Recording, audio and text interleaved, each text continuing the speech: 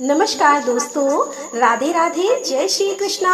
आप सभी का दिन शुभ और मंगलमय हो। आप सभी का हार्दिक अभिनंदन करती हूँ अपने YouTube चैनल पर। दोस्तों, आज हम सुनने जा रहे हैं जितिया व्रत की कथा और उसकी विधि। तो सबसे पहले हम जान लेते हैं कि जितिया व्रत की पूजा विधि क्या है। जितिया व्रत के पहले दिन महिलाएं सूर्योदय से पहले जाकर स्नान करके पूजा करती हैं और फिर एक बार भोजन ग्रहण करती हैं और उसके बाद पूरा दिन निर्जला व्रत रखती हैं। इसके बाद दूसरे दिन सुबह सवेरे स्नान के बाद महिलाएं पूजा पाठ करती हैं और फिर पूरा दिन निर्जला व्रत रखती हैं। व्रत के तीसरे दिन महिलाएं पारण करती हैं। सूर्य को अर्घ्य देने के बाद ही महिलाएं अन्न ग्रहण कर सकती हैं। मुख्य रूप से पर्व के तीसरे दिन छोर भात, मरुआ की रोटी और नोनी का साग खाया जाता है। अष्टमी को प्रदोष काल में महिलाएं जीमूत वाहन की पूजा करती हैं। जीमूत वाहन की कुशा से निर्मित प्रतिमा को धूप, दीप, अक्षत, पुष्प, फल आदि अर्पित करके फिर पूजा की जाती है। इसके साथ ही मिट्टी और गाय के गोबर से सियारिन और चील की प्रतिमा बनाई जाती है। प्रतिमा बन जाने के बाद उसके माथे पर लाल सिंदूर का टीका लगाया जाता है और पूजा समाप्त होने के बाद जीवित पुत्रिका व्रत की कथा सुनी जाती है। तो आइए कथा प्रारंभ करते हैं। जितिया की कथा के अनुसार एक बार एक चील और एक मादा लोमड़ी नर्मदा नदी के पास हिमालय के जंगल में रहते थे। दोनों ने कुछ महिलाओं को पूजा करते और उपवास करते देखा और खुद भी इसे करने की कामना की।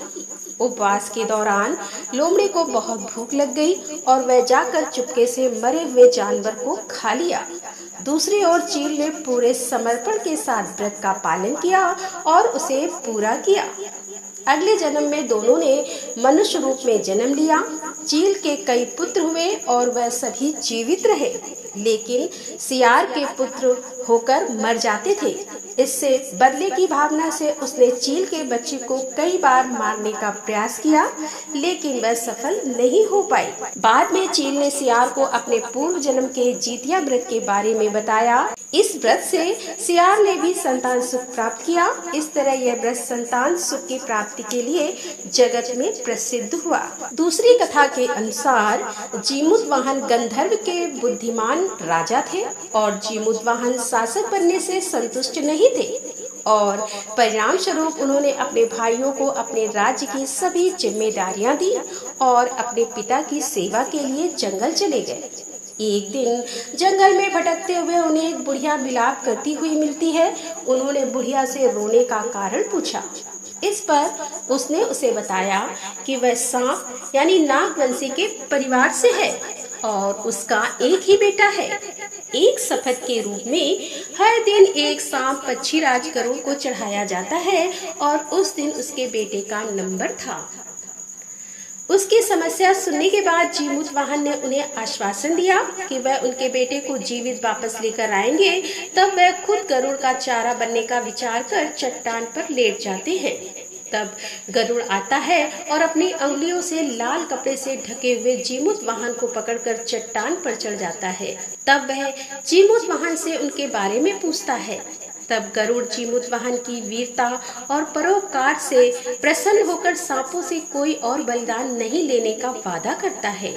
मान्यता है कि तभी से ही संतान की लंबी उम्र और कल्याण के लिए जितिया व्रत किया जाने लगा। जितिया व्रत की कथा महाभारत से।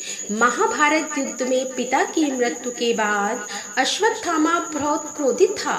वह पिता की मृत्यु का बदला लेने के लिए पांडवों के शिविर गया और उसने 5 लोगों की हत्या कर दी। उसे लगा कि उसने पांडवों को मार दिया, लेकिन पांडव तो जिंदा थे। जब पांडव उसके सामने आए तो उसे पता लगा कि वह द्रौपदी के 5 पुत्रों को मार आया है। यह सब देखकर अर्जुन ने क्रोध में अश्वत्थामा को बंदी बनाकर दिव्य मणि छीन ली। अश्वत्थामा ने इस बात का बदला लेने के लिए अभिमन्यु की पत्नी उत्तरा के गर्भ में पल रही संतान को मारने की योजना बनाई। उसने गर्भ में पल रहे बच्चे को मारने के लिए ब्रह्मास्त्र चलाया, जिससे उत्तरा का गर्भ नष्ट हो गया।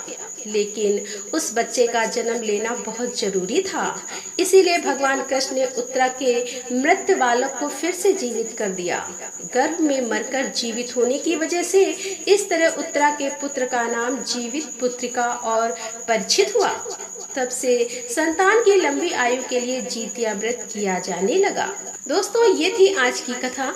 यदि कथा पसंद आई हो तो इसे लाइक कर दें और अपने दोस्तों के साथ शेयर करें। और हमारे चैनल पर आप पहली बार आ रहे हैं तो हमारे चैनल को सब्सक्राइब कर लें। बेल आइकन के बटन को दबाना ना भूलें। तो मिलते हैं अगले वीडियो के साथ। तब तक के लिए राधे राधे, जय श्री कृष्णा, हर हर महादेव, जय भोलेनाथ की।